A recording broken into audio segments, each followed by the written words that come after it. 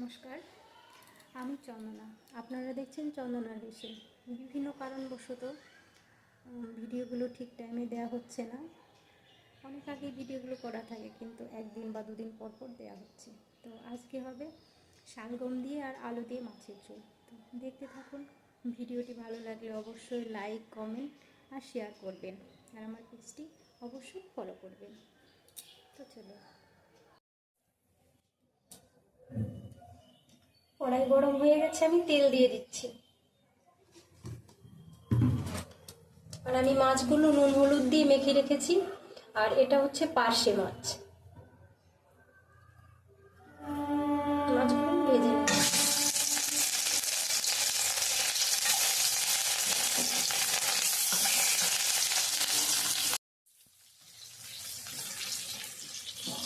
মাছ ভাজা হয়ে গেছে, এবার আমি মাছ তুলে নিচ্ছি।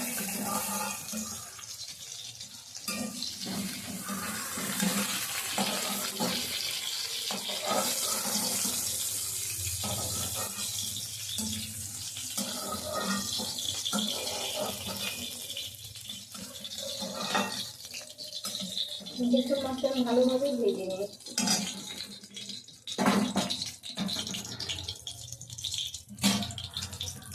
মাছ ভাজার সামান্য তেল ছিল, আমি শিমটা একটু ভেজে নেব।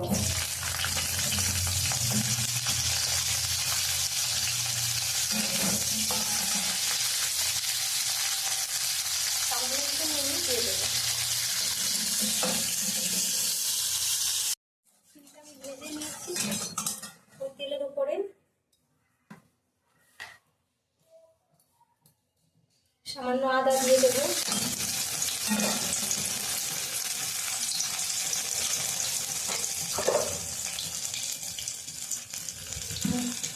সামান্য জিরে দেবো।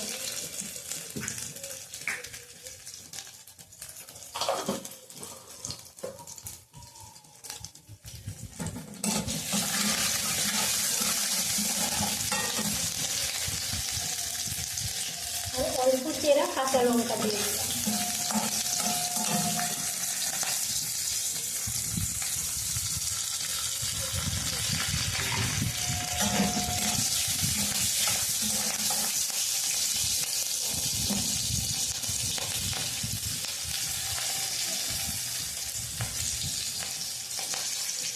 এবার আমি ওই ভাপিয়ে রাখা শালগম আর আলুটা দিয়ে দিই।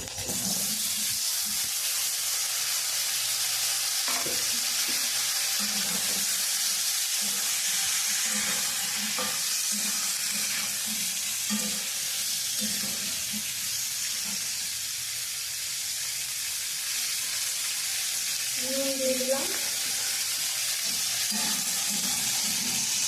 এবার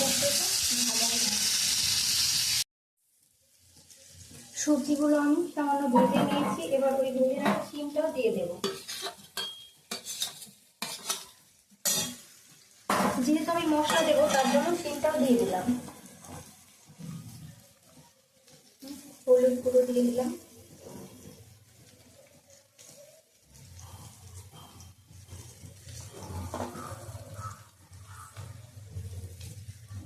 এটা ধনের গুঁড়ো।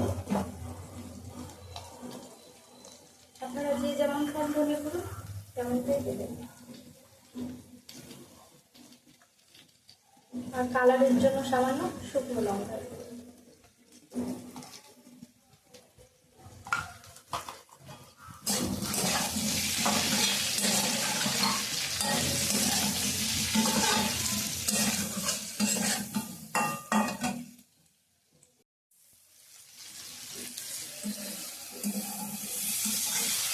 আমি ভালোভাবে কষিয়ে নিয়েছি সবজিগুলো, তেল ছেড়ে দিয়েছে। এবার আমি ঝোলটা দিয়ে দেবো।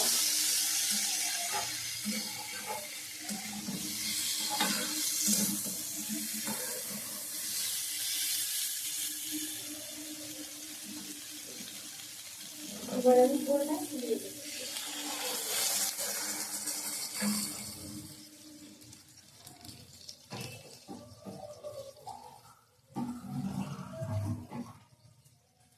আপনারা আপনাদের প্রয়োজন মতো বা পরিমাণ মতো ঝোল দেবেন। আমি একটু ঝোল খেতেই ভালোবাসি, শুকনো ভালো লাগে না খুব একটা।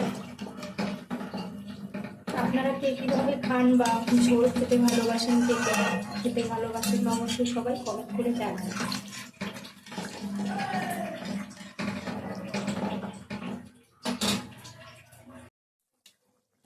ঝোলটা ফুটে উঠছে, আমি এবার মাছগুলো দিয়ে দিচ্ছি। দেখুন কালারটা খুব ভালো হয়েছে, দেখতে খুব ভালো লাগছে। আপনারা অবশ্যই বাড়িতে এভাবে একবার রান্না করে খেয়ে দেখবেন, আশা করি সবার ভালো লাগবে।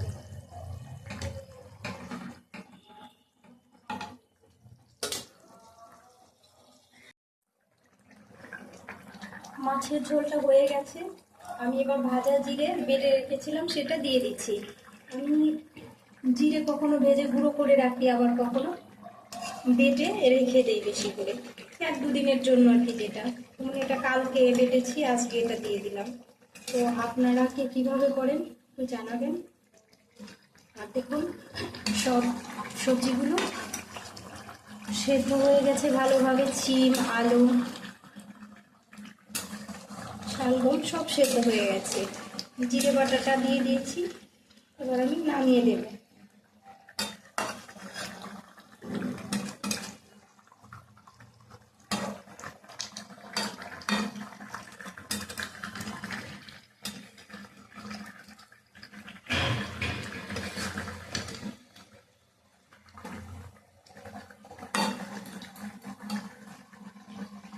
গ্যাসটা আমি অফ করে দিচ্ছি।